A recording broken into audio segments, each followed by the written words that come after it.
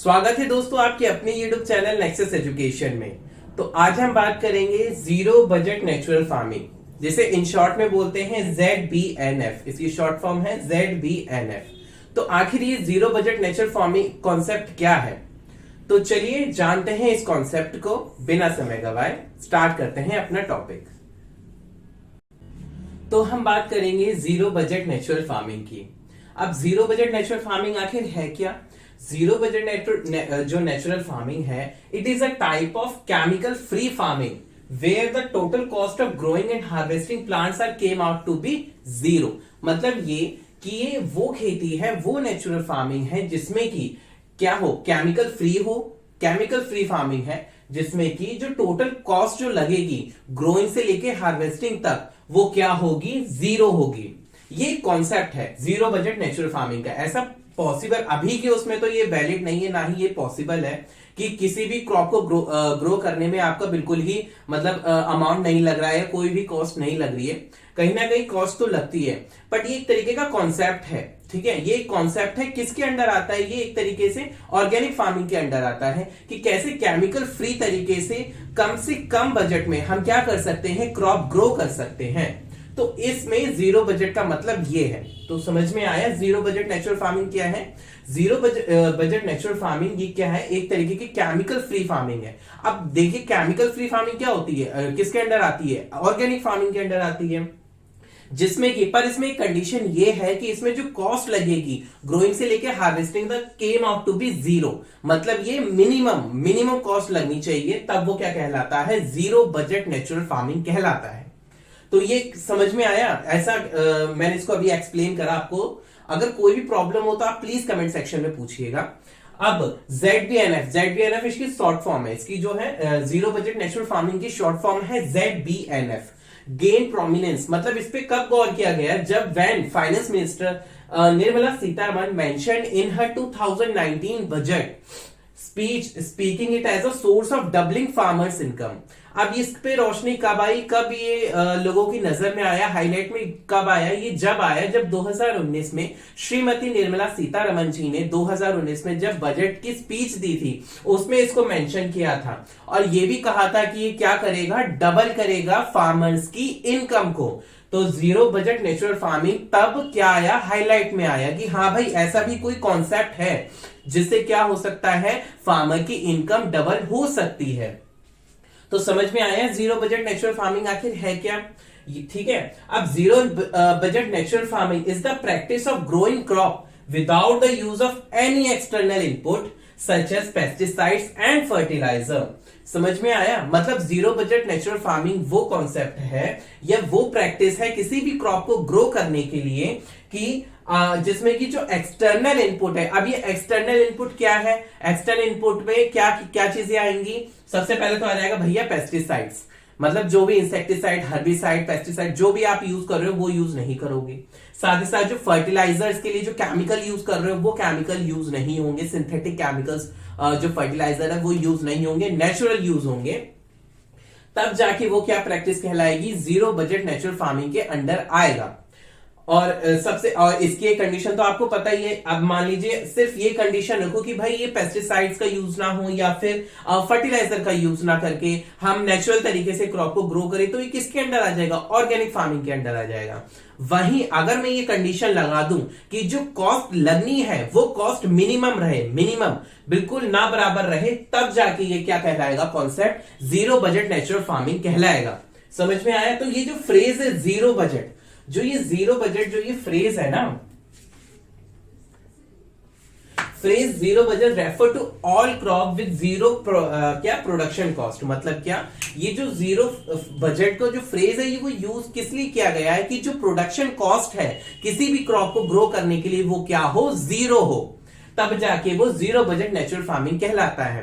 अब देखिए जीरो तो नहीं हो सकती, बट हाँ उसको हम काफी हद तक क्या कर सकते हैं, कट आउट कर सकते हैं, काफी हद तक उसको कम किया जा सकता है। अब जैसे ही मान लीजिए कोई क्रॉप ग्रो हुई है, उसमें क्या है, फार्मर्स का जो लागत है, जो उसमें पैसा लग रहा है वो कम लग रहा है, तो क्या होगा, कहीं ना कहीं फार्मर्स की जो होगी सेविंग्स होगी। और साथ ही साथ क्या होगा, वो जो इनकम है कहीं ना कहीं वो इनकम को भी डबल करने का काम करेगा। तो समझ में आया जीरो बजट नेचुरल फार्मिंग का।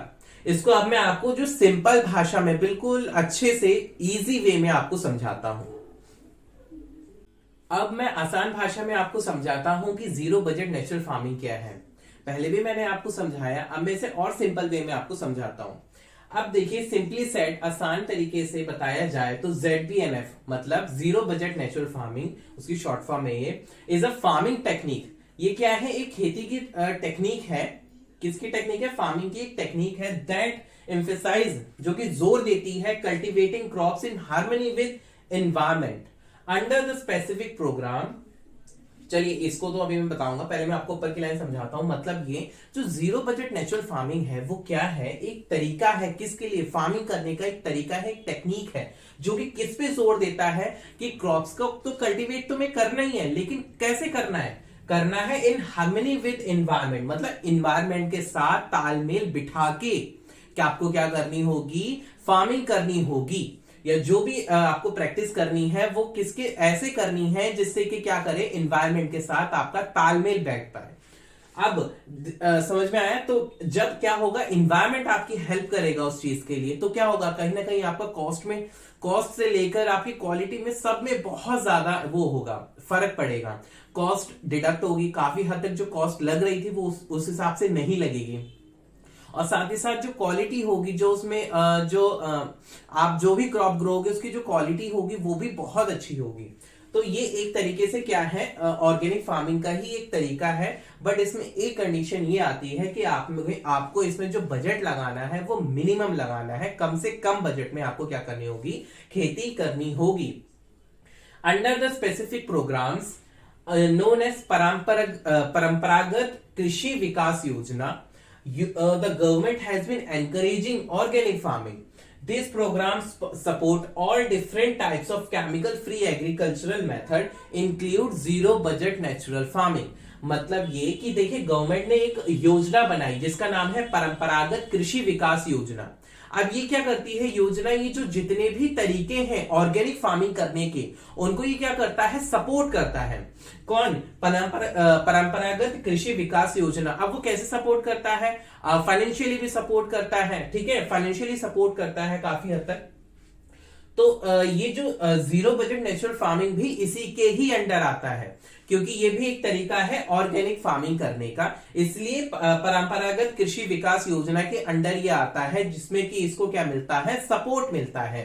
समझ में आया? तो गवर्नमेंट के ने एक योजना बनाई, परंपरागत कृषि विकास योजना, उसके अंडर आगे भाई जीरो बजट नेचुरल फार्मिंग। अब क्यों आया? क्योंकि भैया ये भी एक तरीका है ऑर्गेनिक फार्मिंग करने का। अब क्योंकि केमिकल नहीं लग रहे हैं इसमें, तो एक तरीके से क्या ऑर्गेनिक फार्मिंग है। बस इसमें ये कंडीशन है कि जो कॉस्ट लगेगी वो मिनिमम लगेगी, कम से कम लगेगी, ऑलमोस्ट जीरो हो जाए बजट। तो इसलिए इसका नाम जीरो बजट नेचुरल फार्मिंग भी पड़ा है। और इसीलिए इसको क्या करते हैं, किसके अंडर आता है? ये परंपरागत कृषि विकास योजना के अंडर आता है, जो कि इसे क्या करती है? सपोर्ट करती है। तो समझ में आया जीरो बजट नेचुरल फार्मिंग का कॉन्सेप्ट, कि जीरो बजट नेचुरल फार्मिंग आखिर ये है क्या? आखिर इसके नाम से ही आप इसको कैसे क्या कर सकते हो? डिकोड कर सकते हो कि आप इसको कहीं पे भी मान लीजिए इसके बारे में पूछा जाए तो आप इसके बारे में बता सको। ठीक है, तो ये रहा जीरो बजट नेचुरल फार्मिंग के बारे में मैंने अब आपको बताया है। तो चलिए अब अपने टॉपिक को आगे बढ़ाते हैं। तो अब हम बात करते हैं principles of zero budget natural farming की, कि जीरो बजट नेचुरल फार्मिंग की आखिर सिद्धांत क्या है। अब देखिए, सबसे पहला तो सिद्धांत यही है भैया, जीरो एक्सटर्नल इनपुट्स। अब ये एक्सटर्नल इनपुट्स में आता क्या है? जैसे कि पेस्टिसाइड्स, हर्बिसाइड, इंसेक्टिसाइड, वीडिसाइड, ये केमिकली यूज नहीं कर रहे हैं। जो सबसे पहला प्रिंसिपल तो यही है कि जीरो एक्सटर्नल इनपुट, जो भी इनपुट लगेगा एक्सटर्नल इनपुट होंगे वो होंगे जीरो। फिर होता है इसका दूसरा जो प्रिंसिपल है वो क्या कहता है? वो कहता है crop to cover soil for 365 days, मतलब पूरे साल भर उस पे क्या रहे? क्रॉप रहे, जो भी आपकी फील्ड है उस पे क्या रहे? क्रॉप ग्रोन रहे। क्या है क्रॉप टू कवर? मतलब जो 365 दिन, मतलब पूरी साल भर उस पे जो भी आपकी जो फील्ड है उस पर क्या रहे? क्रॉप रहे। क्रॉप का क्या रहे? कवर रहे, क्रॉप रहे, मतलब एक तरीके से। सॉइल डिस्टर्बेंस एट मिनिमम, कम से कम सॉइल को क्या करना है? डिस्टर्ब करना है, मतलब ज्यादा से ज्यादा आपको क्या करना है? सॉइल को वो करना है, छोड़ना है कि आपको उसको क्या करें? डिस्टर्ब ना करें। अब बायोस्टिमुलेंट एज एसेंशियल कैटलिस्ट। अब ये बायोस्टिमुलेंट क्या है? बायोस्टिमुलेंट मतलब वो होते हैं जो क्या करते हैं, जो पौधों में जो गुणवत्ता होती है, जो भी उनके जो न्यूट्रिएंट कंटेंट है और जो भी उनको जरूरत होती है एक ग्रो करने के लिए, उसको क्या करता है, उनको जो मिट्टी में जो चीज चाहिए उस चीज को क्या करता है ये बढ़ा देता है। ठीक है, बायोस्टिमुलेंट एज एसेंशियल कैटलिस्ट, ये कैटलिस्ट की तरह काम करता है। कैटलिस्ट पता है ना, कैटलिस्ट क्या करते हैं केमिकल रिएक्शन में या कैटलिस्ट क्या करते हैं, किसी भी रिएक्शन की जो स्पीड है वो बहुत ज्यादा बढ़ा देते हैं। ठीक वही काम बायोस्टिमुलेंट क्या करता है, मिट्टी में करता है। ठीक है, क्या करता है, मिट्टी की जो भी जो फर्टिलिटी होती है, जो सॉइल की जो फर्टिलिटी होती है, मृदा की जो गुणवत्ता होती है, उसको क्या करता है, एनहेंस करता है, उसको बहुत अच्छा कर देता है। ठीक है, तो ये क्या है, ये एक रहा इसका चौथा principle zero budget natural farming का। पांचवा है utilise native seed for mixed farming. Native seeds मतलब देसी बीज, देसी बीज का ज्यादा से ज्यादा इस्तेमाल करें किसमें, मिक्स्ड फार्मिंग में। और यही है जीरो बजट नेचुरल फार्मिंग का कौन सा फिफ्थ प्रिंसिपल है कि यूटिलाइज करें नेचुरल जो नेटिव सीड है, देसी बीज को ज्यादा से ज्यादा यूज किया जाए। छठा क्या कहता है प्रिंसिपल, छठा सिद्धांत ये कहता है कि ब्रिंग एनिमल टू फार्मिंग, मतलब जानवरों का यूज किया जाए, ना कि मशीनों का यूज किया जाए। ब्रिंग एनिमल टू फार्मिंग मतलब जानवरों का यूज किया जाए फार्मिंग में।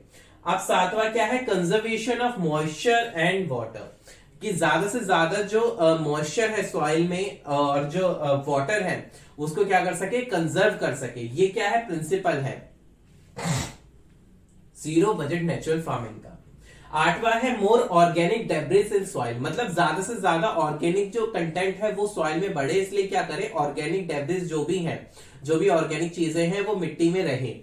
तो ये क्या है, आठवां प्रिंसिपल है जीरो बजट नेचुरल फार्मिंग का। Use plant extract to control pest. आप पेस्ट को कंट्रोल करने के लिए पेस्टिसाइड्स का यूज नहीं करेंगे, ना ही इंसेक्टिसाइड्स का यूज होगा, तो आखिर उसे कंट्रोल कैसे करेंगे? उसको कंट्रोल हम नेचुरल तरीके से करेंगे। प्लांट के जो एक्सट्रैक्ट है उसको यूज करके क्या कर सकते हैं, हम जो पेस्ट को क्या है कंट्रोल कर सकते हैं। तो ये कौन सा प्रिंसिपल है, ये नौवां प्रिंसिपल है जीरो बजट नेचुरल फार्मिंग का।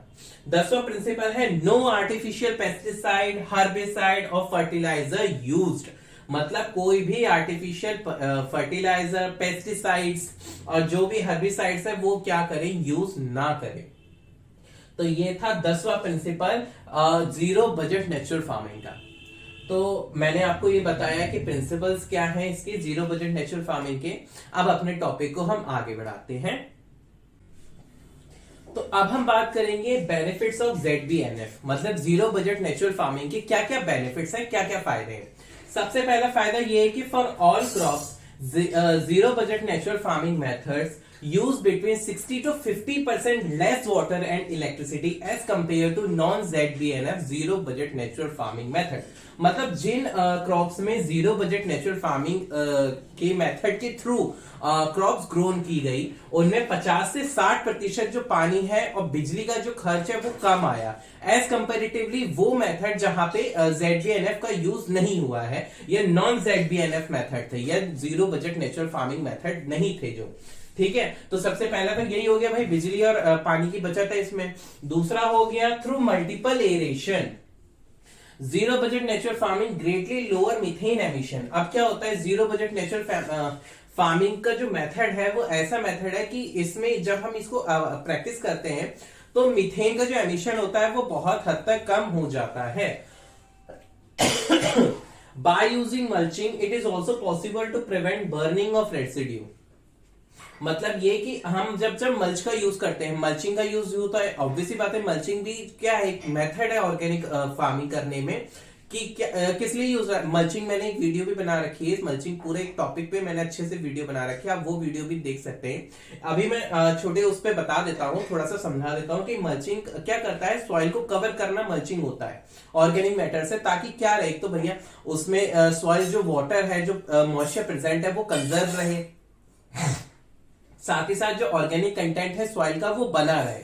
तो जब हम मल्चिंग करते हैं तो क्या रहता है, जो बर्निंग जो होती है, बर्निंग ऑफ रेसिड्यू, जो कहते नहीं, जो बचा हुआ होता है, वो जो पराली उराली जलती है, वो पॉसिबल नहीं हो पाता है। ठीक है, तो ये भी एक फायदा है जीरो बजट नेचुरल फार्मिंग का, कि इसमें क्या है, बर्निंग ऑफ रेसिड्यू नहीं होता है, क्योंकि हम इसमें एक मेथड जो कि मल्चिंग है वो भी यूज करते हैं।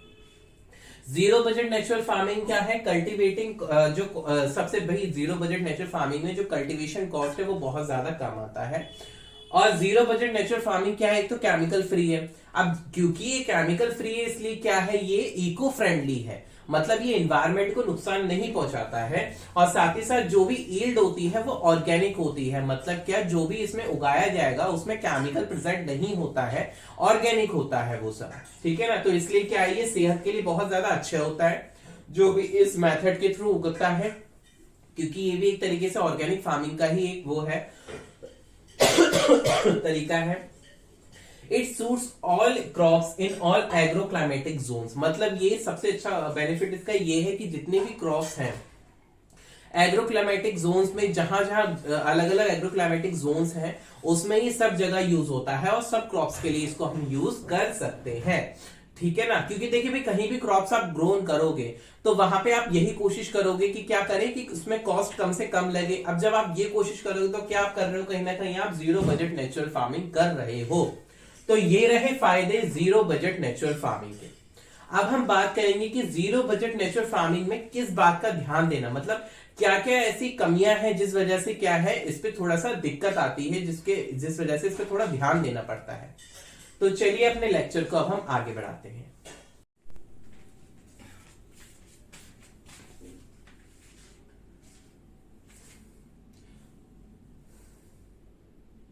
तो अब हम बात करेंगे कंसर्न्स की, कि कौन से कंसर्न, क्या क्या चीज ऐसी जुड़ी हुई है जीरो बजट नेचुरल फार्मिंग में जो कि इस पे ध्यान देने का विषय बन जाता है।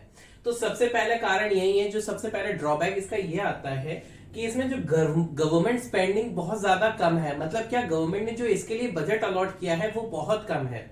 वैसे तो 2018 में जब गवर्नमेंट ने इंट्रोड्यूस किया था राष्ट्रीय कृषि विकास योजना, उसमें अलॉट किए थे, जो कि ये राष्ट्रीय कृषि विकास योजना एक प्रोग्राम है।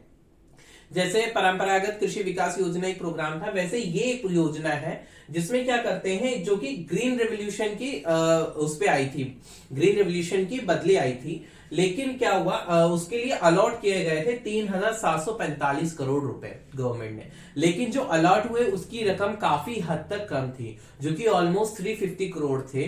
तो ये काफी लो थी, तो इस वजह से भी क्या है, जीरो बजट नेचुरल फार्मिंग का ये क्या बन जाता है, बहुत बड़ा कंसर्न बन जाता है। क्या है, गवर्नमेंट स्पेंडिंग इज लो। अब बात करता हूं दूसरे की, कि after observing that the zero budget natural farming yield begin to decline after a few year. अब देखिए, पहले तो आप क्या, इसमें क्या दिक्कत, दूसरी दिक्कत ये आती है कि मान लीजिए आप खेती कर रहे हैं जीरो बजट नेचुरल फार्मिंग के अंतर्गत। अब आप जब खेती करते जाएंगे, जैसे जैसे साल आगे बढ़ेंगे, जो आपकी जो यील्ड है, जो आपकी जो प्रोडक्शन जो होगा, वो क्या हो जाता है, बहुत हद तक कम हो जाता है, जिस वजह से ये भी कारण बन जाता है, एक विषय बन जाता है, जिस वजह से जीरो बजट नेचुरल फार्मिंग पे ध्यान देना पड़ता है, एक तरीके से ड्रॉबैक हो जाता है इसका। अब जब जीरो बजट नेचुरल फार्मिंग के लिए हम ये मानते हैं कि हाँ, ये इसकी वजह से काफी हद तक क्या होता है, सॉइल की फर्टिलिटी बहुत हद तक बढ़ती है, लेकिन ये क्या, increasing productivity and farmer income is still inconclusive, मतलब कि जो फार्मर की इनकम, क्या ये डबल कर पाया है, क्या ये इंक्रीज कर पाया है प्रोडक्टिविटी को। फर्टिलिटी तो बढ़ाई इसने, सॉइल की जो फर्टिलिटी है वो बढ़ाई, लेकिन क्या इसने फार्मर की इनकम या उसकी प्रोडक्टिविटी बढ़ाई, ये अभी तक तय नहीं हुआ है, इनकंक्लूसिव है, इसका अभी तक कोई निर्णय नहीं आया है, जिस वजह से ये भी एक कंसर्न बन जाता है जीरो बजट नेचुरल फार्मिंग का। अब first organic state in India जो कि सिक्किम है, उसमें क्या हुआ है, has notice some yield decline. अब ये बात क्यों कही गई है, देखिए, जब जीरो बजट क्या है, सिक्किम में ऑर्गेनिक स्टेट बन गया है, जो कि पहला स्टेट है इंडिया का जो कि ऑर्गेनिक हो चुका है। अब क्या है, धीरे धीरे क्या हो रहा है, उसकी जो प्रोडक्शन है, उसकी जो यील्ड जो पहले आती थी, वो क्या है, अब वैसी नहीं आ रही है, उससे धीरे धीरे कम होती जा रही है। तो ये भी विषय का कारण बन जाता है जीरो बजट नेचुरल फार्मिंग का। अब पांचवा आता है कि for the long term effect, और इसकी जो वैलिडिटी है जीरो बजट नेचुरल फार्मिंग की मॉडल की, should be properly validate before it is widely pushed across the nation. अब पूरे नेशन में इसको लाने से पहले क्या किस बात पे ध्यान देना ज्यादा जरूरी है कि जो ये इफेक्ट है इसका जो लॉन्ग टर्म इफेक्ट है, और साथ ही साथ ये कितना दिनों तक टिक सकता है, ये सब जांच करके ही इसको क्या करें, पूरे नेशन में अप्लाई करें या पूरे नेशन में इसको पुश आउट करें। तभी जाके ये कहीं ना कहीं क्या है इसका रिजल्ट पता चलेगा, तभी हम इसको क्या कर सकते हैं, ऑल ओवर इंडिया या ऑल ओवर नेशन में हम इसको अप्लाई कर सकते हैं। अदरवाइज ये भी एक बहुत बड़ा कंसर्न का कारण बन जाएगा, रीजन बन जाएगा जीरो बजट नेचुरल फार्मिंग का। तो समझ में आया आप लोगों को? सबसे पहले भैया गवर्नमेंट पैसा नहीं देती है, इसके लिए ज्यादा गवर्नमेंट ने पैसा अलॉट नहीं कर रखा है। दूसरा है कि जीरो बजट नेचुरल फार्मिंग की यील्ड पहले तो बहुत अच्छी होती है, फिर धीरे धीरे डिक्लाइन होने लगती है, कम होने लगती है। तीसरा ये है कि भाई इसका हम मानते हैं कि ये सॉइल फर्टिलिटी बढ़ाता है और प्रोडक्ट वो बढ़ाता है, फर्टिलिटी बढ़ाता है और कंट्रीब्यूट करता है। लेकिन क्या ये फार्मर की इनकम, क्या ये फार्मर की प्रोडक्टिविटी जो है, जो फील्ड में से जो प्रोडक्शन हो रहा है उसको बढ़ा रहा है, ये अभी भी इनकंक्लूसिव है। इसका अभी तक कोई भी रिपोर्ट नहीं आई है, जारी नहीं हुई है। पहला जो ऑर्गेनिक स्टेट जो कि सिक्किम है, उसमें क्या हुआ, जो यील्ड पहले होती थी लेकिन अब वैसी यील्ड नहीं हो पा रही है, वैसा प्रोडक्शन नहीं हो पा रहा है, इस वजह से भी क्या है कंसर्न का विषय है। और पांचवा ये है कि इसके लॉन्ग टर्म इफेक्ट को ही मद्देनजर रखते हुए, इसके लॉन्ग टर्म इफेक्ट को ही ध्यान में रखते हुए और साथ ही साथ इसकी वैलिडिटी को ध्यान में रखते हुए कि भाई ये कब तक काम कर सकता है, कब तक इसको हम ले जा सकते हैं आगे तक इन फ्यूचर, तभी जाके हम इसको क्या कर सकें, नेशन में अप्लाई करें। तो ये थे concern zero budget natural farming के। तो चलिए अब अपने टॉपिक को हम आगे बढ़ाते हैं। तो अब हम बात करते हैं कंपोनेंट की। कौन से कंपोनेंट की, किसके कंपोनेंट की, जीरो बजट नेचुरल फार्मिंग के। अब सबसे पहला कंपोनेंट क्या आता है, बीजामृत। बीजामृत क्या है पहले कंपोनेंट का नाम, बीजामृत। अब इसके नाम में ही बीज आ रहा है, बीज बोले तो सीड, मतलब क्या ये कहीं ना कहीं किस काम आएगा, सीड के ट्रीटमेंट के काम आएगा। तो बीज अमृत मतलब बीजों के लिए अमृत। अब कैसे, अब ये क्या काम करता है, जो इसका पहला कंपोनेंट है जीरो बजट नेचुरल फार्मिंग का, fungal and other seed and soil born infection may impact the seed sowed in the field. The seeds are shielded against illness by Bijamrit seed treatment. अब जैसे कोई भी फील्ड में हम seed सोन करते हैं तो वो सबसे पहली बात, सीड खुद भी फंगल डिजीज के खतरे का शिकार रहता है, ठीक है। साथ ही साथ जो सॉइल बॉर्न डिजीज होती है, जो मिट्टी में, क्योंकि मिट्टी में ही बीज को लगाया जाता है, तो मिट्टी के थ्रू भी क्या हो सकती है, काफी उसे बीमारी हो सकती है, इन्फेक्शन हो सकता है। तो इन सब से बचाने के लिए सीड का ट्रीटमेंट किया जाता है। सीड को पहले से ही क्या करा जाता है, ट्रीट किया जाता है, किससे, बीज अमृत से। जिस वजह से क्या होता है, वो बीज अमृत क्या करता है, शील्ड करता है, मतलब बचाता है, किसको, बीज को बचाता है, किसके अगेंस्ट, जो ये इलनेस है, जो ये बीमारी है, जो सॉइल बॉर्न इन्फेक्शन है, जो ये फंगल इन्फेक्शन है, इन सब से क्या कर सकता है, करता है, बीज को बचाकर रखता है। इसलिए इसे क्या बोला जाता है, बीज अमृत बोला जाता है। अब ये बनता कैसे है, वैसे तो ये बनता है नीम की पत्ती से, जो टोबैको पल्प है, ग्रीन चिली है, जो हरी मिर्च होती है उसका पल्प, और साथ ही साथ उन सब के क्या करता है, उन सब से इसको तैयार किया जाता है। तो ये क्या करता है, इंसेक्ट और पेस्ट मैनेजमेंट का भी साथ ही साथ काम करता है। कौन, बीज अमृत, ठीक है ना, क्योंकि इसमें ग्रीन चिली वो पड़ा हुआ है, तो कहीं ना कहीं क्या कर सकता है, करता है इंसेक्ट को और पेस्ट मैनेजमेंट के लिए भी हेल्पफुल होता है बीज अमृत। समझ में आया? वैसे तो इसका काम है ही फंगल और सीड बॉर्न डिजीज से बचाना, सीड बॉर्न इन्फेक्शन से बचाना सीड्स को, ठीक है। तो ये मैंने आपको बताया बीज अमृत, जो कि पहला कंपोनेंट है जीरो बजट नेचुरल फार्मिंग का। अब दूसरा कंपोनेंट है जीवामृत। इसमें जीव आ रहा है, मतलब क्या, इसमें किसी जीव का इस्तेमाल होगा, किस लिए, अपने फार्मिंग के लिए। तो क्या है इसे, it is a fermented microbial culture made from uncontaminated soil, jaggery, देखिए काउ डंग, मतलब इसमें जीव आया है, मतलब क्या, इसमें कोई जानवर आया है, तो वो क्या है, जो गौ हमारी माता है, गाय आई है, ठीक है। तो इसमें हम काउ डंग, काउ यूरिन, गौमूत्र का भी यूज करते हैं। साथ ही साथ दालों के जो आटा होता है, दालों को जो पीस के वो यूज किया जाता है, उसको भी यूज किया जाता है जीवामृत के लिए, ठीक है ना। अब ये जीवामृत का काम क्या होता है, अब ये तो पता चल गया भाई ये कैसे बनता है। ये एक माइक्रोबियल कल्चर है, ठीक है। ये बनता है किससे, सॉइल से, सॉइल होती ही होती है। साथ ही साथ जो जैगरी होता है, गुड़ होता है, गुड़ से, गौ जो गाय के गोबर से, साथ ही साथ गौमूत्र से भी, इसका गौमूत्र का भी इसमें इस्तेमाल होता है। अब ये काम क्या करता है, ये काम करता है promoting soil microbial activity. Soil में जो भी जो हेल्पफुल जो माइक्रो ऑर्गेनिज्म या माइक्रोब्स प्रेजेंट होते हैं, उनकी जो एक्टिविटी है उन्हें एनहेंस करता है, उन्हें और अच्छा कर देता है। साथ ही साथ ये कल्चर इंप्रूव करता है availability of nutrient to plants, मतलब जो न्यूट्रिएंट सॉइल में प्रेजेंट है उन्हें अवेलेबल कराता है प्लांट्स को, ताकि वो इसको इजीली अपटेक करें और उनकी ग्रोथ में कोई दिक्कत ना आए, ठीक है। शील्ड करता है क्रॉप को फ्रॉम सॉइल डिजीज, और साथ ही साथ रेज करता है कार्बन कंटेंट सॉइल में। ये क्या करता है, ये तो भाई ये तो करता ही करता है, वो सॉइल की क्या करता है, वो जो माइक्रोबियल एक्टिविटी है वो बढ़ा देता है, कार्बन कंटेंट भी बढ़ा देता है सॉइल का। साथ ही साथ क्या करता है, ये जो सॉइल में, जो मिट्टी में बीमारी पैदा होती है, उससे भी क्या करता है, क्रॉप्स को बचाता है जीवामृत, ठीक है ना। तो ये तो मैंने आपको दो कंपोनेंट बताए, एक तो बीज अमृत, एक जीवामृत। अब अपने टॉपिक को आगे बढ़ाते हैं, जो बाकी के बचे हुए कंपोनेंट हैं अब हम उनके बारे में पढ़ते हैं। अगर किसी भी कंपोनेंट में या किसी भी टॉपिक में आपको कोई दिक्कत आ रही हो तो प्लीज मेरे कमेंट सेक्शन में आप पूछ सकते हैं। अब हम बात करते हैं तीसरे कंपोनेंट की, जीरो बजट नेचुरल फार्मिंग के, जो कि है चादना या फिर मल्चिंग। अब इसमें क्या होता है, देखिए मल्चिंग पे मैंने एक प्रॉपर वीडियो बना रखी है, और मल्चिंग इसका एक कंपोनेंट भी है, ठीक है। The process of mulching involve adding cover crops, मतलब इसमें क्या करते हैं, जो क्रॉप्स में जो आपका फील्ड एरिया है उसमें उसको क्रॉप्स को जो होता है, कवर जो क्रॉप होती है उस पे कवर, जो स्पेस होती है बीच में, उसको कवर किया जाता है। किससे, देखिए भाई आप या तो प्लास्टिक से कर सकते हैं, लेकिन इसमें हम क्या करते हैं, ऑर्गेनिक चीजों का यूज करने के कारण हम इसको कवर करते हैं, किससे, ऑर्गेनिक चीजों से, ठीक है। एडिंग कवर क्रॉप्स, मतलब वो क्रॉप्स जो क्या करती हैं, ज्यादातर जो एरिया है वो क्या करे, कवर करे। ऑर्गेनिक डेब्रिस का यूज करते हैं, जैसे स्ट्रॉ, ठीक है ना, जो स्ट्रॉज होती हैं, जो प्लास्टिक स्ट्रॉ नहीं, जो ऑर्गेनिक स्ट्रॉ जो होती हैं वो, और साथ ही साथ जो एग्रीकल्चरल रेसिड्यू होता है उनका यूज किया जाता है टॉप सॉइल को कवर करने के लिए।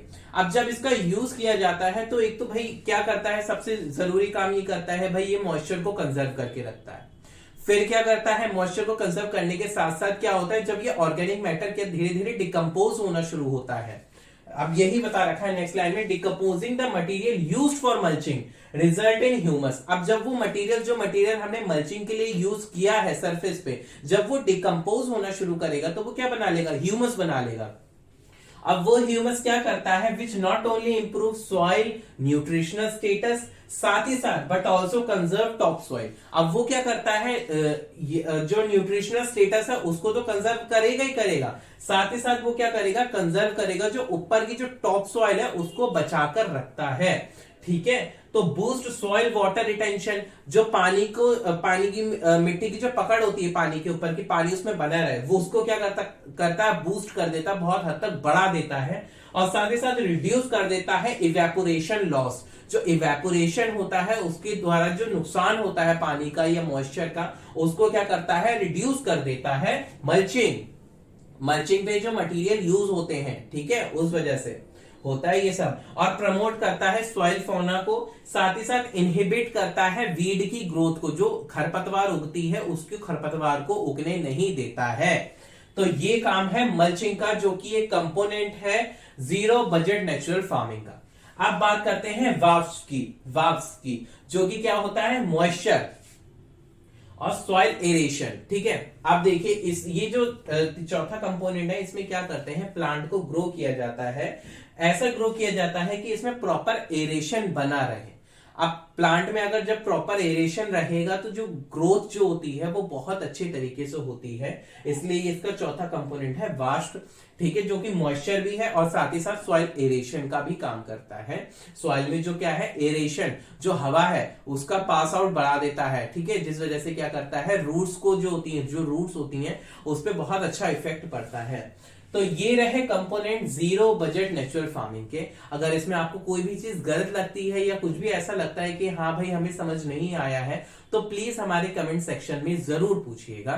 तो चलिए अब अपने टॉपिक को हम आगे बढ़ाते हैं।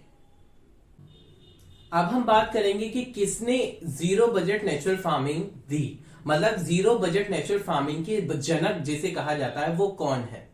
जीरो बजट नेचुरल फार्मिंग के जो जनक हैं उनका नाम है सुभाष पालेकर। सुभाष पालेकर एक इंडियन एग्रीकल्चरिस्ट हैं, साथ ही साथ वो पद्मश्री भी उन्हें मिल चुका है और उन्हें father of zero budget natural farming कहा जाता है। मतलब जीरो बजट नेचुरल फार्मिंग के जनक हैं सुभाष पालेकर, ठीक है। इन्होंने क्या करा था, ये सिस्टम डेवलप करा था as an alternate of green revolution method. मतलब जो ग्रीन रेवोल्यूशन जब से चलता आ रहा है, हरित क्रांति जब से चलती चली आ रही है, उसमें जो मेथड यूज कर रहे हैं उस मेथड की एक अल्टरनेट मेथड के तौर पे इन्होंने क्या करा था, जीरो बजट नेचुरल फार्मिंग का डेवलप करा था मिड 1990s में, ठीक है। तो ये रहे सुभाष पालेकर जो कि इंडियन एग्रीकल्चरिस्ट है, साथ ही साथ पद्मश्री भी इन्हें मिल चुका है, जिन्हें जीरो बजट नेचुरल फार्मिंग का जनक भी कहा जाता है। तो यदि आपको हमारी दी गई नॉलेज या जो भी समझाया मैंने आपको अच्छा लगा हो तो प्लीज हमारे चैनल को ज्यादा से ज्यादा लाइक करें, शेयर करें और सब्सक्राइब करना बिल्कुल भी ना भूलें। Thanks for watching.